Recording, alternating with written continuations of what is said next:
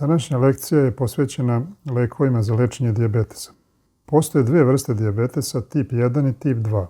Tip 1 nastaje u djetinjstvu ili adolescenciji i posljedica je autoimune destrukcije beta ćelija endokrinog pankreasa, usled čega se ne stvara dovoljno insulina.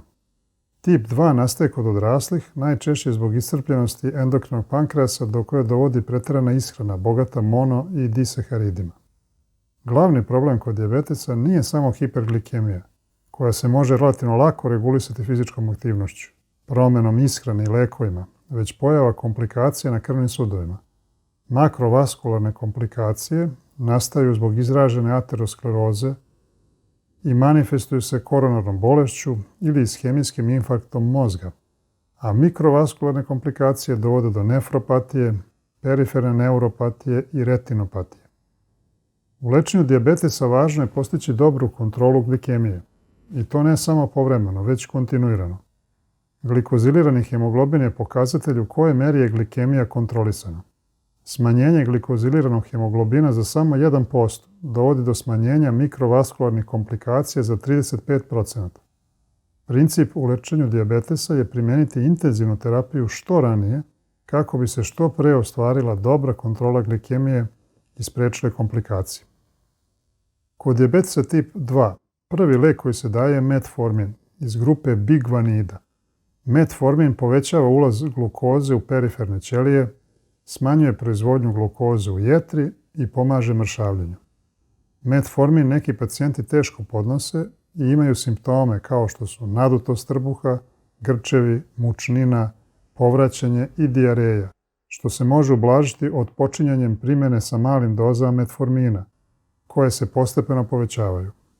Kada se koristi kod pacijenata sa oštećenom funkcijom bubrega ili akutnom srčanom insuficijencijom, treba biti oprezan i stalno misliti na mogućnost da metformin izazove mlečno-kiselinsku acidozu.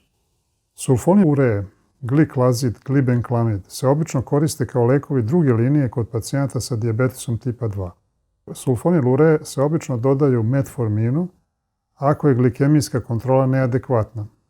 Vezuju se za specifični receptor na beta ćelijama pankreasa i blokiraju kanale za ion kalijuma, što dovodi do povećanog lučenja endogenog insulina. Glavni neželjeni efekti sulfonil uree su porast telesne težine i hipoglikemija. Meglitinidi, repaglinid, nateglinid i sl. Dovode kao i sulfonil uree do blokade kanala za kalijum na beta ćelijama pankreasa, njihove depolarizacije i izlučivanje insulina. Za razliku od sulfonil urea, njihovo dejstvo je kratkotrajno, pa se primjenjuju 15 minuta pre obroka, kako bi povećanje insulina u krvi bilo najveće neposredno posle obroka. Hipoglikemija se može javiti, ali obično ima blažu formu. Ne utiču na telesnu težinu pacijenta. Tiazolidin dioni, na primjer pioglitazon, su alternativni lekovi druge ili treće linije, mada se sve manje koriste zbog svojih neželjenih dejstava.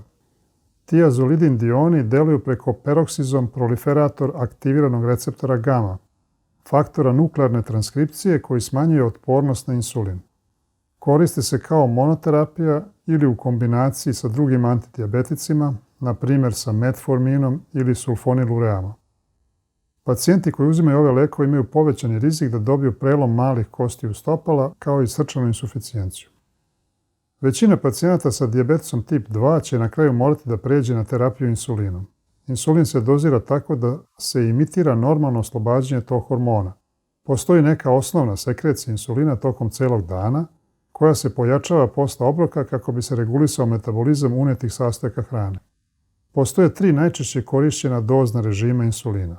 Prvi, samo primjena takozvanog osnovnog baznog insulina jednom dnevno. Drugi, primjena 2 puta dnevno dvofaznog preparata insulina koji sadrži mešavinu insulina kratkog i dugog delovanja. I treći, primjena osnovnog dugodelujućeg insulina jednom dnevno uz dodatnu primjenu kratko delujućih insulina neposredno pre ili tokom obroka. Prva 2 dozna režima se obično koriste kod pacijenata sa dijabetesom tip 2, koji uz insulin uzimaju i neki oralni antidijabetik, dok se treći dozni režim koristi kod pacijenata sa oba tipa dijabetesa koji su samo na insulinskoj terapiji. Glavno neželjeno dejstvo insulinske terapije je hipoglikemija, a problem predstavlja i sklonost povećanju telesne težine. U početku su se koristili preparati insulina koji su dodavanjem cinka imali velike kristale sa sporim raspadanjem i dugim oslobađanjem samog insulina u krv, što je omogućavalo primjenu jednom dnevno i dugo delovanje. Insulin ultralente je delovao 36 sati, a mešavina insulina ultralente i semilente, koja se nazivala insulin lente, je delovala oko 24 sata. Slično se postizalo dodavanjem protamina insulinu, pa je protamin cink insulin delovao oko 36 sati, a izofan insulin oko 24 sata. Problem kod primjene ovih dugo delujućih insulina je ipak bilo neravnomerno oslobađanje insulina iz depoa, pa je nivo glikemije u toku dana dosta varirao.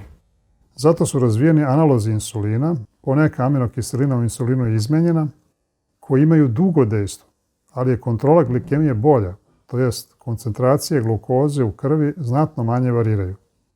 Posebno su ređe potencijalno opasne epizode noćne hipoglikemije. Dugo delujući analozi insulina, koji su danas gotovo potpuno zamenili dugo delujuće preparate prirodnog insulina, su insulin degludek, insulin glargin i insulin detemir. Poslednjih godina je razvijen i kratko delujući insulin koji se primenjuje u vidu inhalacije, tako da pacijenti umjesto injekcija pre ili za vreme obroka inhaliraju insulin. Pokazalo se da je efikasnost inhaliranog insulina ista kao ono koji se primenjuje potkožno. Glavna neželjena dejstva inhaliranog insulina su hipoglikemija i bol u grlu.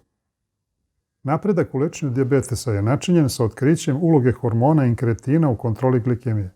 Posle unošenja hrane oslobađaju se hormoni inkretini, od kojih je najznačajniji glukagonski peptid 1.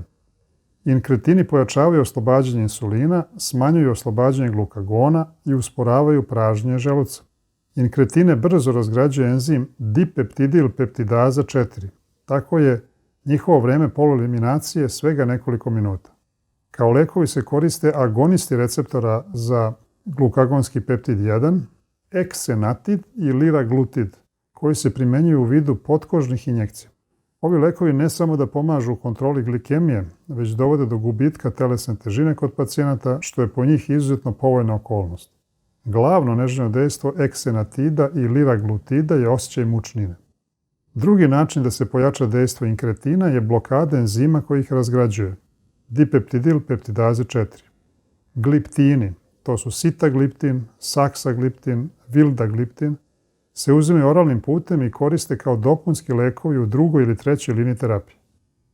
Dobre strane gliptina su nizak rizik od hipoglikemije i odsustvo porasta telesne težine kada se oni koriste.